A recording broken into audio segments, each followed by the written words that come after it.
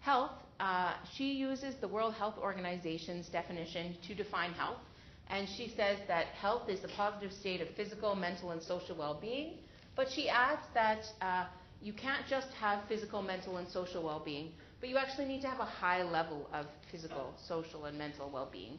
So your health has to be at a high level in order to be considered healthy. You can't be kind of sick. You need to have a high level of health. So you can't just be a person who goes about life not really exercising. You have to exercise 4 or 5 times a week and be very healthy, have good heart health in order to be a healthy person. She says that we have general adaptive level of daily functioning where we are able to live. Our body can generally adapt to our problems that happen to us, and that when we are healthy, we should have no disease.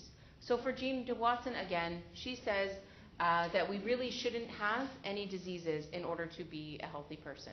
So again, chronic disease is not something that is considered something that you could be healthy and have. So if you have chronic disease, you are unhealthy, according to Jean Watson. You cannot have chronic disease and have a healthful life, because a person with chronic disease would not have a high level of overall physical health. She also believes that illness and disease is not actually a problem with our bodies, but it's actually disharmony within our soul. So our spirit, our soul, our aura, if you will, is not working properly. It's out of function. And this causes physical manifestation of our body to be sick or have disease. So a little bit different, right, than the other nursing theory. She talks very much about our inner self and our inner soul. The environment then is where this magnetic field, or the two auras of the nurse and the patient, come together to allow caring to happen. And it's transcending illness and transcending space. So we might not even be aware of how we're caring for patients, but it's just happening, right?